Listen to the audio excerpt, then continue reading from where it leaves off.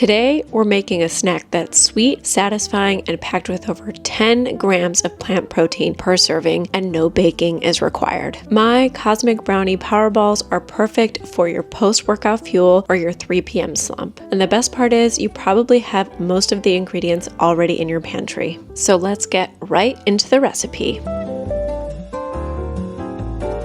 This recipe marks the first of our 4 protein Powerball series, so make sure to subscribe to the channel so you never miss a recipe for those upcoming ones. The recipe begins and ends all in one extraordinary device, your food processor. You will also need a baking mat if you choose to, or some parchment paper to help with the setting of these Powerballs. With the S-blade fitted into your food processor, you're going to add 1 cup of almond pulp or almond flour to the base of your food processor. I'm actually using the leftover almond pulp from my almond cow to make homemade non-dairy milk. If you're interested in this appliance, be sure to check out the description below. I also like to add half a tablespoon of coconut oil. This will help the filling congeal and get a little hard in the refrigerator, making it easier to coat. We will also add a teaspoon of vanilla extract, or as I'm using, a little bit of vanilla paste that has the vanilla specks included into the recipe. When you're combining your almond pulp with your vanilla extract and your coconut oil, I find it very useful to also blend 2 very ripe bananas with these ingredients. That way you can also tell that the bananas have been really nicely pulverized and combined, and you don't have any large chunks of banana in your mixture. Add all of those ingredients to your food processor, in addition to some salt if you want to add some at this point. I like to add half a teaspoon of salt and combine in the food processor. I like to do this because the almond pulp is a little chunky, so ensuring that the S-blade breaks down those really big pieces will create a smoother consistency inside of your Powerball. Making sure to scrape down the sides of your food processor to make sure that that almond pulp has disintegrated very nicely and very smoothly. You'll then want to add 2 scoops of your favorite vegan protein powder and half a cup's worth of unsweetened cocoa. To sweeten these Powerballs, we're going to be using 18 pitted medjool dates. Make sure you take out those really large seeds from the inside. You can compost them or then make some date coffee if you're really into no waste. I like to then add salt at this stage or in the previous stage, it doesn't matter, and blend in your food processor until it gets really thick and those dates can get as small as possible. You don't want them larger than the size of a pea. For your filling ingredients, you can stop at this stage if you want to, but I think that this filling is a little too wet for my personal taste, so I like to add 1 cup of oat flour. You can easily make oat flour at home by pulverizing 1.5 cups worth of whole oats. Ideally, I like to use the flatter ones, the old-fashioned oats that you can buy at the store. You add them to a high-speed blender. I actually like to do this in a different blender other than my Vitamix, also linked in the description if you're interested. It's a Ninja blender and it's very high speed and very loud. Once it's very, very nicely pulverized, you want to add that oat flour to your mixture in your food processor with the S-blade and combine until really nicely homogeneous. The paste will be very thick and very manageable and easily able to be rolled into balls, especially if you put a little bit of water on your hands beforehand to prevent any sticking. Once you like the consistency of your filling, take it all out of your food processor, add it to a plate that you can easily put into the refrigerator, and with some slightly wet hands, not too wet because then you'll tamper with the consistency of the mixture, but ever so slightly wet, you want to roll your dough filling into 10 equal balls. You can weigh these out in grams, but I just eyeball them to make it very, very simple.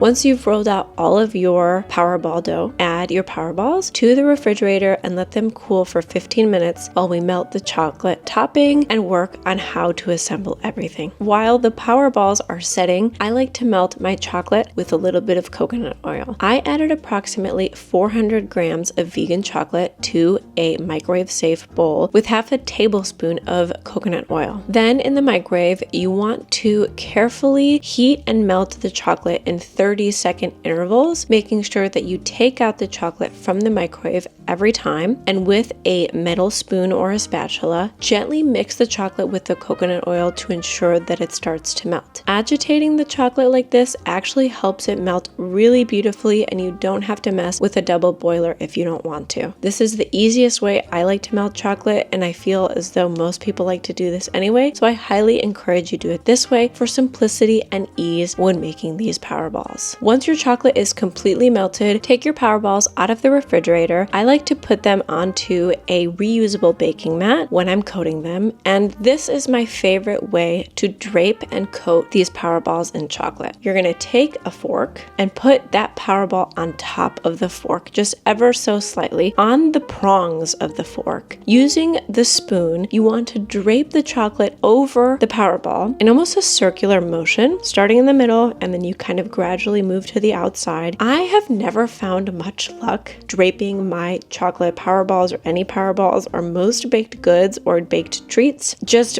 popping them into chocolate and taking them out and flipping them with the same spoon. I almost always found that little bits of the dessert would end up in the chocolate. So I actually like to drape with a fork and a large spoon for this reason. Moving quickly, but not in a rush, add your Cosmic Brownie Pebbles to the top. I found an incredible brand that does not use synthetic colors, totally vegan, and they offer these little nostalgic Cosmic Brownie Pebbles. I will leave them linked in the description if you're interested in getting the ones that I used for this recipe. I like to add these pebbles very carefully, kind of by hand, making sure that they're placed nicely and evenly as best as possible on top of your power balls that have just been draped in chocolate, and then I add a little bit of Himalayan sea salt. Place your power balls in the refrigerator. I like to put them on a cooling rack, ever so gently, just kind of slide them onto it. It shouldn't be a problem. They shouldn't fall off of the baking mat, and let them cool in the refrigerator for at least 30 minutes. They'll probably be fine after 15, but 30 ensures that the chocolate is really nice and set.